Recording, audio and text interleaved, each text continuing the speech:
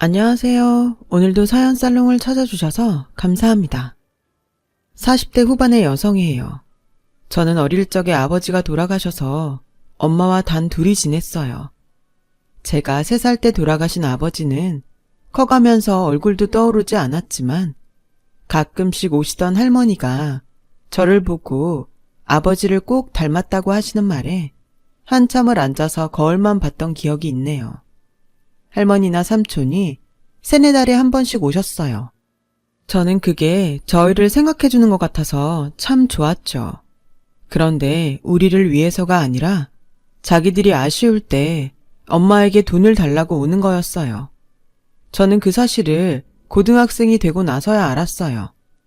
한 번은 야간 자율학습이 끝나고 밤 늦게 왔는데 삼촌이 엄마한테 돈 타령을 하고 있더라고요. 형수, 진짜 이번 한 번만이에요.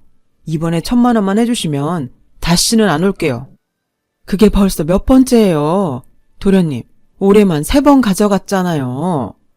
엄마, 그만해. 도련님은 누가 도련님이야. 아저씨, 당장 나가세요. 우리 엄마는 어디서 돈이 쑥쑥 솟아나는 줄 아세요? 우리 아빠 죽은 게 언젠데 지금까지 시댁 식구 행세해요. 지금 안 나가면 경찰 부를 테니까 당장 나가요. 아니, 세희 너 나한테 아저씨라고? 어디서 배워먹은 버르장머리야? 하여간 요즘 애들은 싸가지가 없어. 형수, 애 저렇게 키우면 안 돼요. 가뜩이나 애비 없는 애 소리 듣는데 저렇게 시건방지기까지 하면 누가 좋아해요? 아저씨가 상관할 일 아니고요. 제가 버르장머리 없는 거면 아저씨는 뭐예요? 대체 어떤 가정교육을 받고 자랐길래 10몇 년 전에 죽은 형 부인을 찾아와서 돈을 달라고 하냐고요. 라며 소리를 고래고래 질렀고 삼촌은 결국 한 푼도 받지 못하고 돌아갔어요. 엄마, 이제 저 사람들 와도 돈 주지 마. 엄마는 뭐 편하게 돈 벌어? 그런 거 아니잖아. 왜 저런 걸 받아주고 있어? 그만할 때도 됐잖아. 엄마, 자꾸 이러면 나 학교에서 공부 못해. 걱정돼서 어떻게 하루 종일 학교에 있냐고. 미안해, 우리 딸. 엄마가 생각이 짧았어. 처음에야 니네 아버지 보내고 얼마 안 돼서 찾아오니까 정 때문에 그랬는데 이제는 어떻게 끊어내기가 힘들더라고. 근데 이것 때문에 우리 딸이 마음 상하면 안 되지. 이제 안 그럴게. 걱정하지 마. 엄마는 외할머니 때부터 하던 금은방을 물려받아서 결혼하고도 계속 운영했어요. 가게 규모도 컸고 질 좋은 금과 보석만 취급했기 때문에 항상 수요가 있어서 크게 경기를 타지 않았고 그 덕에 저는 아버지가 안 계셔도 돈 걱정을 하지 않고 자랐죠. 아무리 그래도 이미 10몇 년 전에 돌아가신 아버지를 핑계로 할머니와 삼촌이 돈을 타러 오는 건 정말 아니라고 생각했어요. 저는 이런 일이 다시 안 생기려면 제가 힘이 있어야 되겠다는 생각을 했어요. 저로서는 그게 공부를 잘해서 좋은 대학에 가는 것밖에는 없었고 있는 힘을 다해서 공부에 몰두했어요. 일단 목표가 생기니까 전보다 집중이 더 잘 되더라고요. 나중에 꼭 해야 할 일이 있다고 생각하니 열정이 생겼어요. 저는 그렇게 공부를 해서 의대에 합격했어요. 엄마는 너무 좋아서 상가 전체에 떡을 돌리시며 제 자랑을 하느라 바쁘셨어요. 저도 기분이 너무 좋았죠. 엄마가 기운이 나서 씩씩해 보이던 모습이 정말 오랜만이었거든요. 사실 그동안도 몇 차례 삼촌이 다녀갔고 제가 입시 공부를 해서 도와줄 수 없다고 하니 할 말 못할 말 막 하고 돌아갔다더라고요. 저는 그 사실을 훨씬 나중에 알게 돼서 당시에는 몰랐어요. 그저 엄마가 기운이 돌아와서 너무 다행이라고 생각했죠. 하지만 그날 밤 엄마가 아버지 사진을 끌어안고 조용히 울면서 혼잣말을 하셨어요. 세희 아버지, 세희가 의대에 합격했어요. 그것도 아주 좋은 대학이에요. 그동안 사실 도련님이랑 어머니 때문에 서럽고 속상할 때 많았는데 세희가 그 한을 다 풀어주는 것 같아요. 이렇게 이쁘고 똑똑한 딸 남겨줘서 고마워요. 저는 제 방에 가서 이불을 뒤집어 쓰고 소리 죽여 눈물을 흘렸어요. 무슨 수를 써서라도 엄마를 할머니와 삼촌한테서 지켜야겠다고 굳게 마음을 먹었어요. 그런데 너무 신기하게도 제가 대학을 입학하고 얼마 안 돼서 할머니가 갑자기 돌아가셨고 몇 개월 안 돼서 삼촌도 돌아가셨어요. 이게 다 엄마 고생 그만하라고 하늘에서 데려갔구나 하는 생각이 들 정도였거든요. 그 후로 저는 마음껏 공부에만 집중을 할 수 있었어요. 의대는 예과 때 놀지 않으면 못 논다며 미팅, 소개팅에 열중하는 친구들도 많았지만 저는 그렇게 못하겠더라고요. 엄마한테만 제 등록금이나 용돈 짐을 지우고 싶지 않았거든요. 저는 그 덕에 본과 4학년에 국가의사고시에 좋은 성적을 받았어요. 레지던트 때는 신경외과를 선택했고요. 다들 저한테 성적도 좋으니 성형외과나 피부과를 가라고 했지만 아버지가 뇌종양으로 세상을 떠나셨기 때문에 뇌병변을 치료하고 싶었어요. 물론 힘들고 어렵긴 했지만 아버지처럼 아픈 환자들을 나을 수 있게 해주고 싶다는 염원이 컸어요. 병원에서 밤을 새는 게 일상일 레지던트를 끝내고 나니 저한테 선자리가 들어오더라고요. 그럴 생각 없다는 저한테 엄마는 한 번만 나가보라고 하셨어요.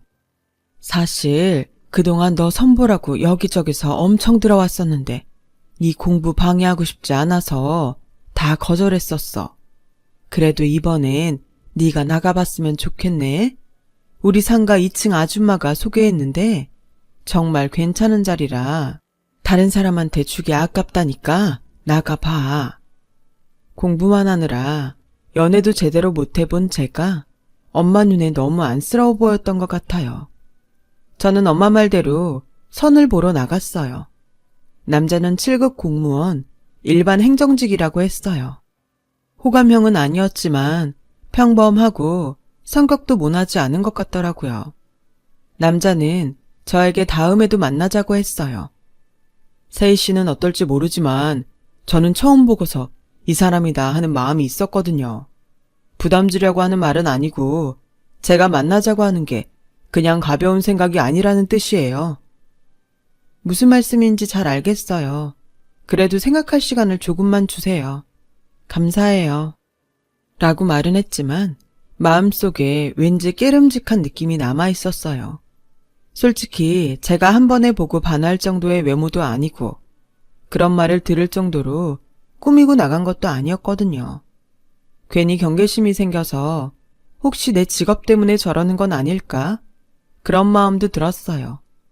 하지만 남자는 선을 넘지 않으면서 다정하게 연락을 해주었고 그런 모습이 괜찮아 보여서 만나보기로 했어요.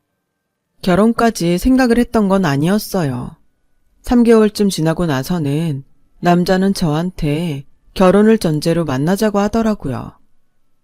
처음에도 말했지만 저는 세희 씨 봤을 때부터 마음에 뒀어요. 그러니까 세희 씨도 결혼을 생각해줬으면 좋겠어요. 라는데 솔직히 부담이 되더라고요. 그래도 이렇게 나를 좋아해주는 사람을 또 만날 수 있을까 싶은 마음에 다음 주까지 다시 연락을 주겠다고 했어요. 그랬더니 한 주 동안 그 사람이 저한테 연락을 안 하더라고요. 아침 저녁으로 하루 잘 지내라고 하거나 오늘도 수고했다는 그런 연락이 안 오니 허전하기도 하고 쓸쓸했어요.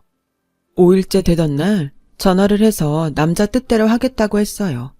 남자는 너무 좋아하더라고요.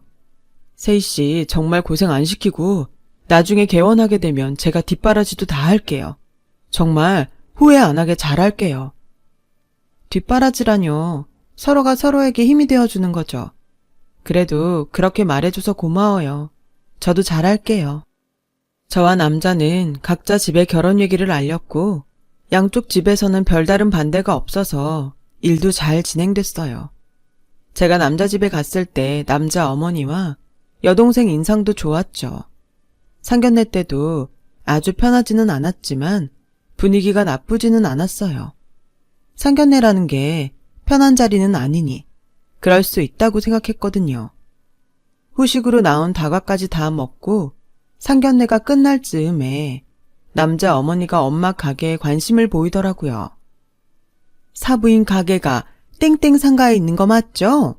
거기 1층에서 제일 큰 가게가 사부인 거라던데 정말이에요? 네, 맞아요. 저희 어머니 때부터 하던 가게라 자리를 잡아서 규모가 좀 있어요. 아유, 그래서 이렇게 따님을 아버지 없이도 때묻지 않게 잘 키우셨나 보네. 돈이 있으니까 홀어머니여도 주변에서 업신여기지도 않았겠어요. 라는데 엄마도 저도 좀 당황했어요. 그래서 제가 뭐라고 말하려는데 엄마가 얼른 나서서 우리 세희 예쁘게 봐주셔서 감사해요. 부족한 점이 있더라도 잘 봐주시고 넉넉한 마음으로 지도해 주세요. 라고 하셨어요. 집에 돌아온 후에 제가 속상해서 왜 그렇게 말했냐고 했죠. 그럼 그 자리에서 싸우니? 어쩌겠어. 사부인 그릇이 그 정도인가 보다 해야지. 2층 아줌마 말로는 경우가 없는 사람은 아닐 거라는데 아무 생각 없이 그런 말 했을 수도 있고 좋은 자리에서 화내는 거 아니야. 라며 저를 다독이셨어요. 그러면서 마음 넓은 사람이 더 다정해야 한다고 하셨고요. 그거야 저도 머리로는 알지만 감정적으로는 잘 되지 않더라고요. 남자도 저를 만나서 그 일에 대해서는 아무 말도 하지 않길래 정말 그냥 생각 없이 말했구나 싶더라고요. 근데 시간이 지나면 지날수록 저런 말을 아무 생각 없이 하면 안 되는 거 아닌가? 그런 마음이 들기 시작했어요. 남자 어머니가 예단으로 요구한 것들이 다 너무 비싼 명품에 값 나가는 거라서 이 결혼을 꼭 해야 하는지 망설여졌어요. 남자에게도 조심스럽게 예단이 다 너무 비싼 것들 뿐이라고 했죠. 나도 아는데 엄마가 꼭 원하시는 것 같아. 그리고 주변에서도 그러더라. 결혼할 때 명품 마련하지 살면서 언제 하냐고. 원래 결혼식에는 돈 팍팍 쓰는 거래. 라는데 그 돈을 저희 집에서만 써야 된다는 게 문제였어요.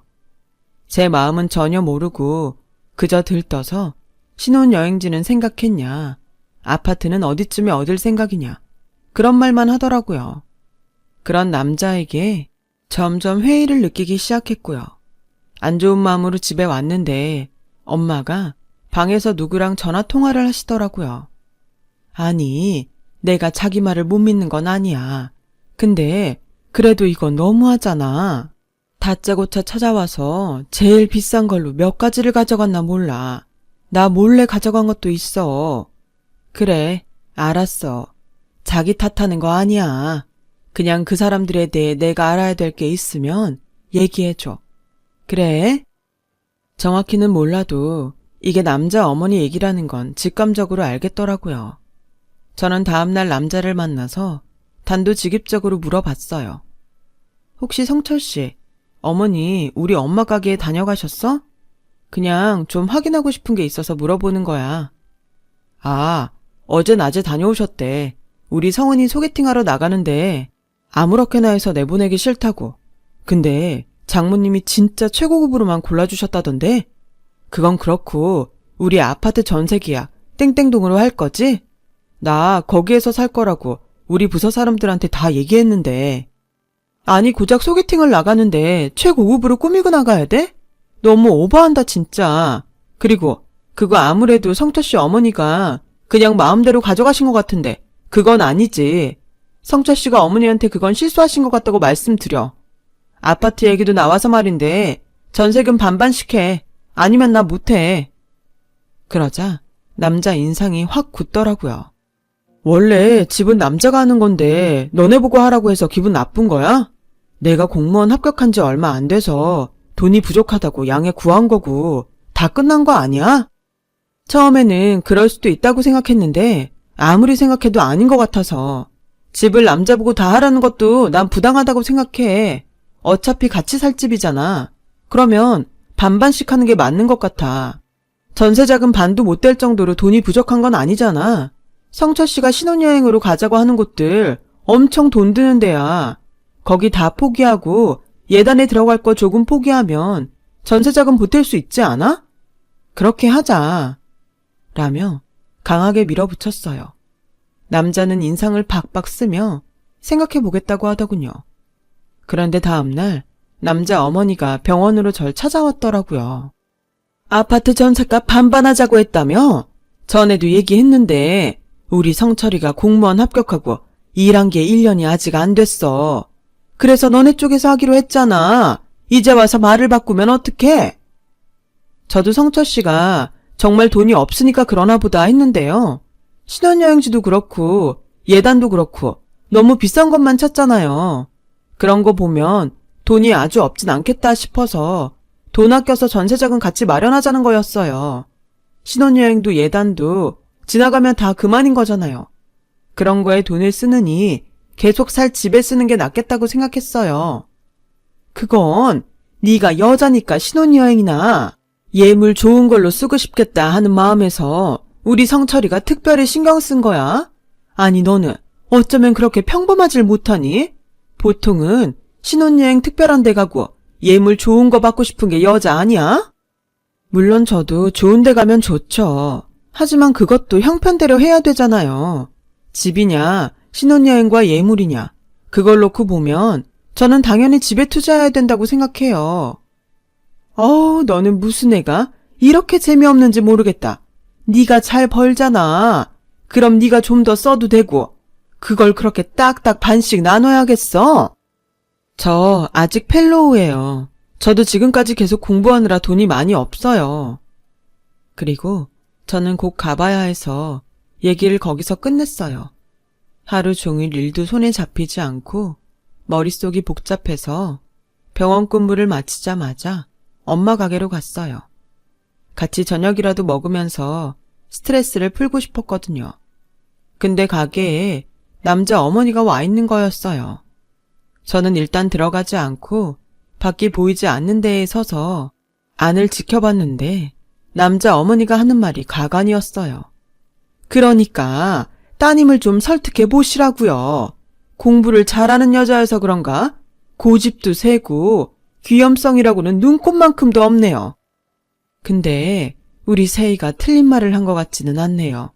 신혼여행이니 예물에 쏟아부을 돈이 있으면 집 사는 데에 보태는 게 더 맞는 거죠. 여행이야 살면서 넉넉해지면 좋은 데로 갈 수 있고 예물도 더 좋은 걸로 살 수 있잖아요. 저는 우리 세희가 고집 세고 귀염성 없다는 말에는 동의할 수 없네요. 그건 합리적이라고 해야 하는 거 아닌가요? 어머나, 걔가 누굴 닮았나 했더니 사부인 닮았네요.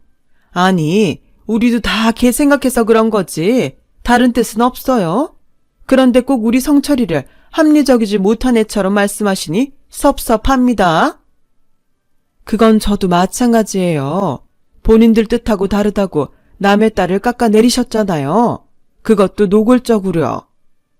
라고 하자 남자 어머니는 입에 담지 못할 말을 하더군요. 네 그래요. 잘 알았네요. 저러니까 남편 잡아먹고 평생 혼자 살지. 저는 바로 그 자리에 뛰어들어갔어요. 지금 뭐라고 하셨어요? 뭘 잡아먹어요? 뭐가 어째요? 당장 사과하지 못해요? 남자 어머니는 저를 보고 좀 당황하는가 싶더니 바로 안색을 바꿔서 뻔뻔하게 내가 틀린 말한 것도 아니잖아. 여자들이 이렇게 기가 세니까 남자가 명이 단축되지. 이런 줄도 모르고 사돈을 맺으려고 했으니 하마터면 아들 잡을 뻔했네. 저도 이렇게라도 당신들 본 모습을 알게 돼서 다행이네요. 그건 그거고 당장 엄마한테 사과하세요. 안 그러면 저 이거 개인 명예훼손으로 고발할 거예요. 소장 받고 변호사 선임하고 골치 썩이기 싫으면 당장 싹싹 비세요. 라고 하니 마지 못해서 그래요. 미안해요. 내가 욱해서 지나친 말을 좀 했나 봐요. 그래도 이건 알아두세요. 앞으로 이런 식이면 딸 절대 시집 못 보내요. 이렇게 드세고 지만 똑똑한 여자를 어떤 시댁이 좋다고 하겠어요? 라고 끝까지 사람 속을 박박 긁고 가버리더군요. 저는 오히려 잘됐다고 생각했어요. 나 결혼 준비 시작하고부터 계속 찜찜했는데 사람들이 영 꺼림직해서 그랬던 것 같아.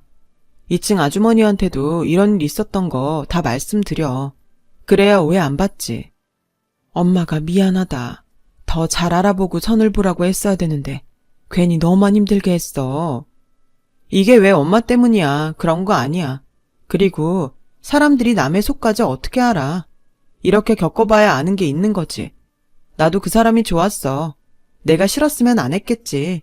오히려 결혼 전에 깨져서 다행이야. 라며 엄마를 위로했어요. 그런데 알고 보니 그날 낮에도 남자 어머니가 반지며 목걸이를 공짜로 잔뜩 가져갔다는 거였어요. 너무 화가 나서 다 내놓으라고 하려는데 엄마가 그냥 액땜했다고 생각하자며 저를 말리셨어요. 하긴 저도 앞으로 더 있을 큰 불행을 이걸로 막았으면 아깝지 않다는 생각이 들었어요. 그 사람들이 너무 괘씸하긴 했지만요. 파혼 소식을 들은 남자는 병원으로 무작정 저를 찾아왔어요. 아니, 부서랑 동창들한테 다 결혼한다고 얘기해놨는데 이렇게 하면 어떡해? 엄마가 그러는 걸 좀 이해해주면 안 돼? 이해 못해. 난 성철 씨도 이해 못해. 아니, 이건 이해의 문제가 아니야. 100번 좋게 생각해서 그냥 삶의 가치관이 다르다고 해줄게. 그리고 성철 씨가 말한 걸 왜 내가 책임져야 돼? 알아서 해. 라며 차갑게 돌아섰고 남자는 야, 너 무섭다. 의사면 다 이래도 되냐? 아주 유세가 대단하다. 이러니 의사들을 재수없다고 하는 거야. 알아? 라며 고래고래 악으시더라고요. 저는 그러거나 말거나 내버려 뒀어요. 그랬더니 한동안 제가 있는 대학병원에 제가 무슨 파렴치한 여자처럼 소문을 냈더라고요. 돈에 미쳐서 일방적으로 파혼을 했다는 거예요. 저는 너무 바빠서 그런 헛소문까지 신경 쓸 여유가 없었어요. 그렇게 시간이 지나가고 모든 게 잠잠해졌어요. 사람들한테 당시 오해받았던 것도 풀렸고요. 시간이 해결해 주는 것도 있더라고요. 저는 펠로우 4년을 마치고 전임 강사가 됐고 그 과정에서 좋은 사람을 만나 결혼도 약속했어요. 정말 매일 행복한 시간이었죠. 그런데 어느 날 진료실로 뜻밖의 사람이 찾아왔어요. 바로 예전 그 남자의 어머니와 여동생이었어요. 처음에는 또 무슨 시비를 걸려고 하나 잔뜩 긴장했는데 뜻밖의 말을 하더라고요. 세희씨, 우리 성은이 좀 살려줘. 성은이가 그래픽 디자이너로 일을 하는데 맨날 야근하고 스트레스를 많이 받더니 글쎄 뇌종양이라지 뭐야. 제발 부탁이야. 저는 너무 놀라서 뭐라고 말을 해야 좋을지 몰랐어요. 그러자 남자 어머니는 바닥에 무릎을 꿇는 거였어요. 제발 이렇게 부탁드려요. 우리 딸 이렇게 되고 나니 생각나는 사람이 선생님밖에 없었어요. 다들 의사라지만 누굴 믿겠어요. 제발 우리 딸 좀 살려주세요. 선생님, 제가 다 잘못했어요. 일어나세요. 일단 우리 병원에서 필요한 검사들이 있으니까 그거 먼저 하고 다시 얘기하시죠. 라고 하자 여동생도 고맙다고 눈물을 흘리더라고요. 남자 어머니는 제 손을 붙잡고 연신 제발 살려달라고 하는데 정말 마음이 안 좋았어요.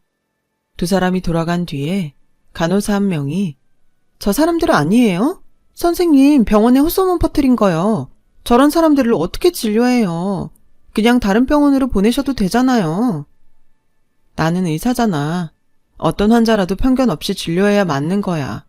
사람은 살리고 봐야지. 선생님은 참 속도 좋으세요. 라며 저를 딱하다는 듯 쳐다봤지만 저는 진심이었어요. 의사는 아픈 환자를 진료해야죠. 검사 결과가 나오고 남자 여동생 진료 날이 됐고 또다시 두 사람이 같이 왔어요. 이 종양은 수술을 해야 되고요. 깊은 부위에 있기 때문에 특수한 틀을 부착해서 하게 될 거예요. 정상 뇌조직 손상을 최대한 줄이기 위해서 레이저 장비를 사용할 거니까 크게 걱정하지 않으셔도 돼요. 수술을 하면 우리 성은이 괜찮아질 수 있는 건가요? 종양을 제거하고 조직 검사를 해야 정확한 건 알 수 있어요.